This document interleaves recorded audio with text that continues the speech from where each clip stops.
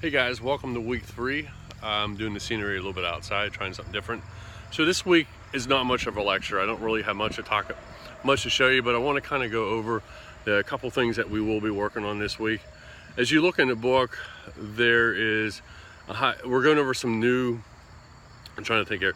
We're going over some new widgets. So this week will be important that we learn about how to use the radio button. We'll learn how to use the checkbox.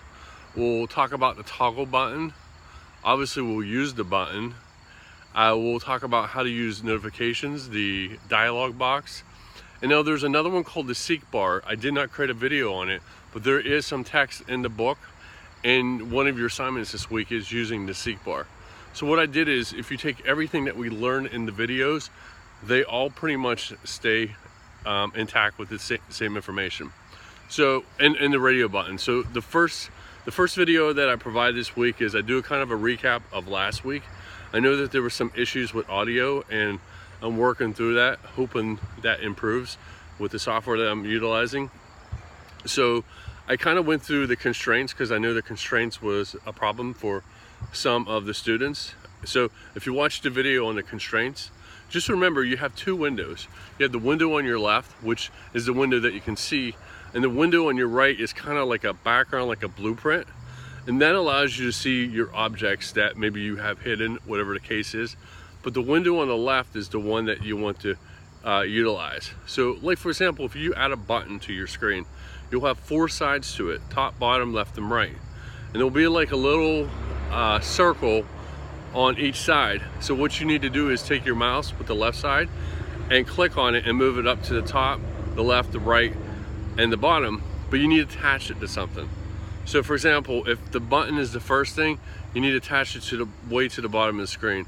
But if you have like check boxes, and I'll show you how that works in these videos, you attach them to the check boxes. That constraint allows you to position your object, your widgets, where you want them to be. So that is the first video. The second video, we go through radio buttons. So I teach you about radio groups. I teach you about how to add radio values or radio buttons to each radio group.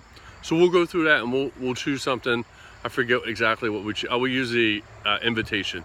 So there's actually 2 videos to that. The first one, I go through and show you how to add the buttons, and I show you how to use a button. I show you how to create like a wedding invitation with 2 different screens. So we go through that. Video number 2 shows you how to make a selection on these buttons and get values from them. So that's important for you to be able to capture values and pass values. So those are the first 2 videos. Then we get into, I'm trying to think what's next. We get into the checkboxes. The checkboxes are pretty interesting. So there's 2 videos to that. Very similar with the radio buttons. The only difference is I don't complete it, and that's part of your assignment number 1, is to complete the checkboxes. So we'll have 3 different values, and the idea is to select a checkbox and output a value. So I show you how to do the first one, but the other 2, we're using Burgatory. It's choosing your favorite restaurant. So you select one and you click a button. So we write all the code, and there's 2 of them that we didn't complete. So that'll be assignment number 1. The other, and that's 2 videos. There's a video on the toggle button. So I'll show you how to use the toggle button with an Android. There's also a video on the dialog box, which is a alert notification. So if you need to notify someone about something, we'll work on that in class. We'll show you how to close it and cancel it. So like basically like an accept and a cancel per se. And I'm trying to think what else. And I think that's pretty much it. I think that's it. There's about 7-8 videos this week. And then you have 3 assignments. The first 2 assignments are worth 25 points each. The first one is completing one of the videos. The second one is doing, I believe it's the toggle button one. And then the third one is creating a tip calculator. So there is a design in a book, and you're more welcome to use one out of a book, but I gave you a different design. So this one's worth 100 points. You're using the widgets that we learned this week. So the first one you're probably going to use at the top, more or less like a header, a text view. It's going to have tip calculator, whatever the case is. And then, or I'm sorry, you could use that as a header, but below that you're going to use like a text field, like an edit text that allows you to input the value of the bill. And then you're going to use the seek bar, which is something that, like I said, I did not create a video on, so you'll have to do a little research on that by reading the book. I want to challenge you a little bit, and that one will be choosing the percentage. So maybe whether you give them a 5% tip, 10%, the basic is 15%, and if it's like over a certain party's like larger than 8 people, then it's like 18%. So you're going to use the seek bar to choose the percentage. You'll have to program it to be a certain amount, and then you're going to have a button that you click, and then you're going to have a text view that outputs the amount that you owe for a tip. So let's say the bill is $30 and you decide to give them a 15% tip, then you know it's like $3.50 or whatever. I think that's what it is off the hand. So then it should be $3.50. You should give your total at the bottom. You don't have to calculate the tip plus the bill amount. You just need to show what the tip is, that amount. So that's 3 assignments this week. There's a lot to go over. I did see that one of my videos at about 10 minutes and 24 seconds. It's a 15-minute video. It is the what video is it? Darn. I want to say it is not the checkbox. Oh, I can't remember. It's one of the videos that the audio just died somewhere. So working on that. Maybe I have to use a different software. And the other thing that you'll learn this week is you'll learn about the widgets.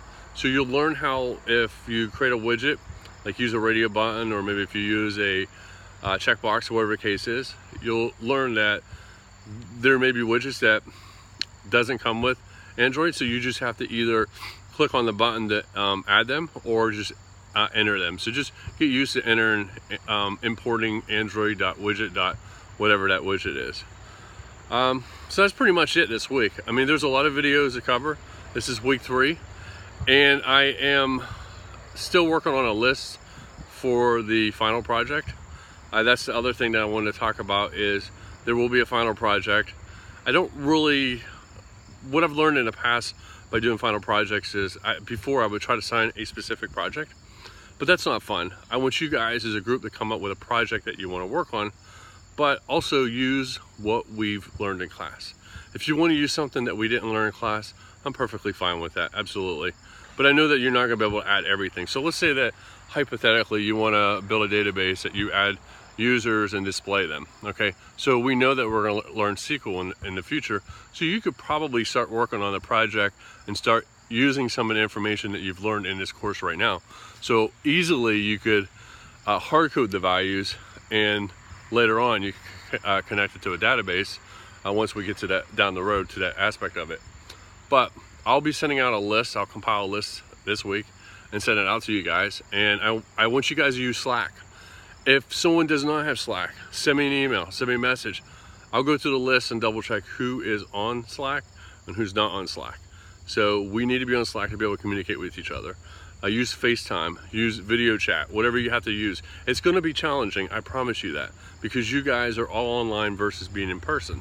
Sometimes in person is not always the answer either. So online is a lot of work, I guarantee you that. So do your best, use me as a person to help you. So your final project will be unique, and I'll send out documentation on the final project. So not only will you have certain requirements on the final project, so I'll put requirements of, you know, objects that you need to use, how many pages that your app needs to be, so how many different activities that you need to have for your app. But importantly, it's going to be, let's say that you have an app that has 5 pages on it, right?